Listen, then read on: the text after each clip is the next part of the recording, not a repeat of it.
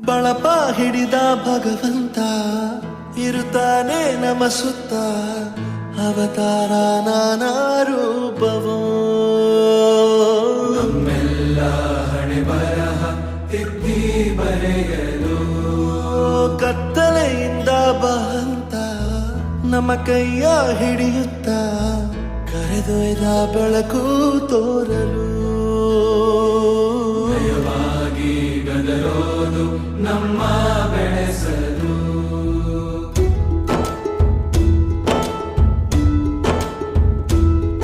ಭಾಷೆ ಅಮೃತ ಕುಡಿಸೋ ತಾಯಾಗಿ ಭಾಷೆ ಅಮೃತ ಕುಡಿಸೋ ತಾಯಾಗಿ ಭವಿಷ್ಯ ಬರೆವಂತ